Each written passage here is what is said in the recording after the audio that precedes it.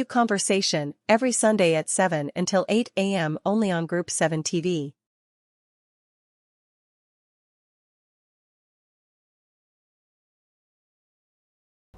Halo semuanya, kembali lagi bersama saya di EU Conversation. Pada kesempatan kali ini, kita akan mendiskusikan sebuah peristiwa politik yang terjadi di akhir 2017 lalu. Sebuah daerah di Spanyol bernama Catalunya menggelar referendum pemisahan diri dari Spanyol. Lalu, bagaimana proses, kronologi, sebab, dan respon warga dunia atas kejadian ini? Mari kita simak bersama, hanya di EU Conversation Group 7 TV.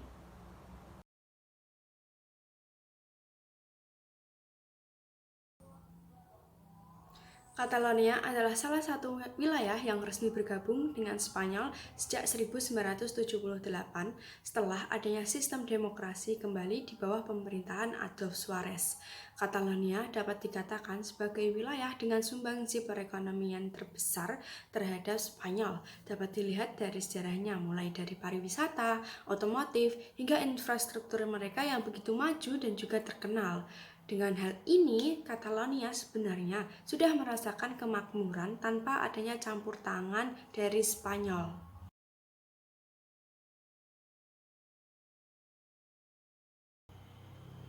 Namun, pada 1979, di mana pemerintah Spanyol memutuskan adanya regionalisasi dan Catalonia akhirnya mendapatkan undang-undang otonomi yang dijadikan sebuah landasan dari peraturan kelembagaan di Catalonia. Namun, hal tersebut seiring berjalannya waktu tidak mendapatkan hasil yang baik dan terus menjadi kontroversi. Nah, mengapa demikian? Karena atas tuntutan dari kebijakan undang-undang tersebut dan definisi bangsa yang diberikan kepada masyarakat Catalonia ini tidak sesuai. Hingga pada 2010, Mahkamah Konstitusi Spanyol mengamandemen undang-undang tersebut dan menyatakan bahwa Catalonia atas dasar hukum tidak diakui sebagai bangsa. Kejadian itulah awal mula dari terjadinya gerakan pro kemerdekaan dan masyarakat menginginkan adanya referendum.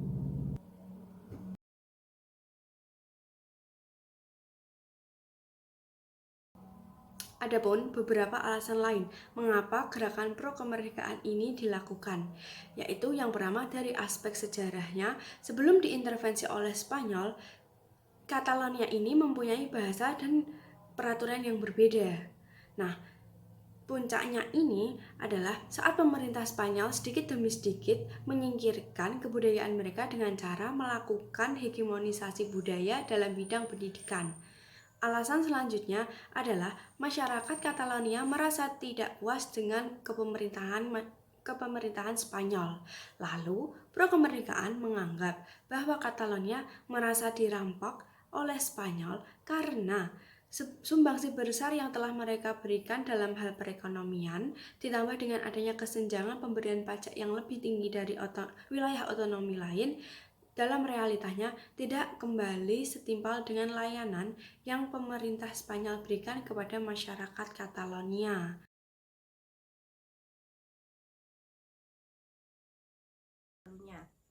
Catalunya tetap teguh dengan pendiriannya dan juga tetap menggelar referendum pada tanggal 1 Oktober.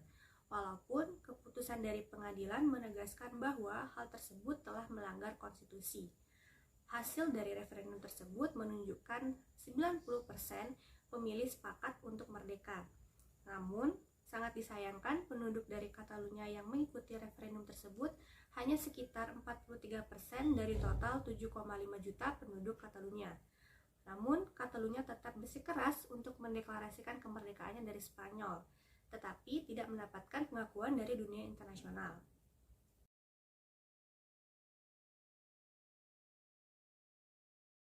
Adapun respon dari masyarakat internasional seperti yang telah dilansir dari AFP, deklarasi kemerdekaan yang diumumkan oleh Catalunya adalah deklarasi yang dilakukan secara sepihak dan juga bisa disebut sebagai UDI. Perlu kita ketahui bahwasanya beberapa negara, terkhusus sekutu-sekutu negara Spanyol yang ada di Eropa, sepakat untuk tidak mengakui adanya kemerdekaan dari Catalunya ini. Adapun negara-negara yang dimaksud tadi seperti Amerika Serikat, Jerman, Perancis, Inggris, Kanada, dan juga Meksiko.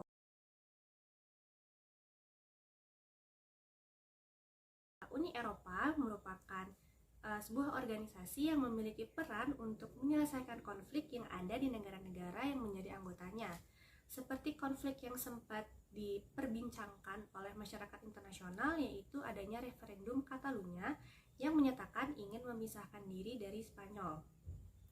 Adapun beberapa upaya yang dilakukan oleh Uni Eropa dalam menangani permasalahan tersebut akan dilihat dari sisi organ-organ yang ada di Uni Eropa. Organ yang pertama yaitu ada Komisi Eropa.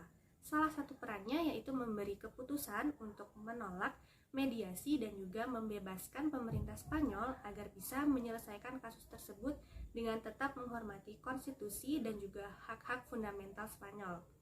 Organ yang kedua yaitu ada Parlemen Eropa. Salah satu upaya yang dilakukan adalah mengadakan rapat pertemuan dengan tujuan untuk membahas kasus referendum kemerdekaan Catalunya yang dilakukan pada tanggal 4 Oktober 2017. Dan organ yang terakhir adalah Dewan Eropa. Salah satu upaya yang dilakukan adalah mengajukan banding kepada Charles Puigdemont sebelum adanya deklarasi kemerdekaan dengan tujuan untuk menghormati konstitusi Spanyol dan juga untuk menghindari tindakan yang bisa mempersulit dialog.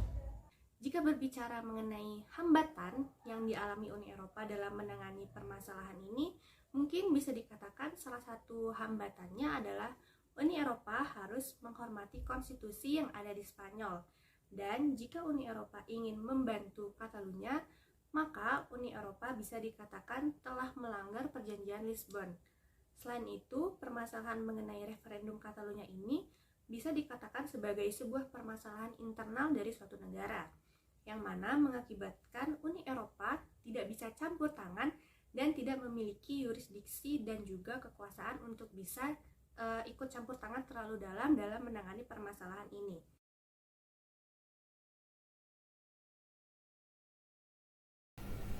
Sebagai organisasi internasional, Uni Eropa berkewajiban mewujudkan nilai-nilai perdamaian serta kemanusiaan pada seluruh negara anggotanya. Namun pada kasus ini, terbukti kebijakan tersebut belum sepenuhnya dapat terwujud, dikarenakan tuntutan Spanyol pada Uni Eropa untuk tidak ikut campur dalam kasus internal negaranya. Pada 2017 silam, Uni Eropa tercatat mengadakan 2 kali perundingan sidang terkait kasus Catalunya, di mana pada sidang tersebut, Uni Eropa sendiri hanya melakukan pengolahan dan penimbangan data dan informasi terkait isu internal Spanyol. Hal ini kemudian menjadi sorotan tersendiri di ranah internasional, di mana Uni Eropa dinilai kurang sigap sebagai aktor independen internasional dalam mewujudkan kebijakan tersebut. Menurut para peneliti sosialis mengenai isu ini, Uni Eropa kurang memanfaatkan norma sosialisme di mana hal tersebut merupakan salah satu faktor terpenting dan Uni Eropa sendiri dinilai memiliki jaringan sosialis yang sangat unggul jika dibandingkan dengan organisasi internasional lainnya.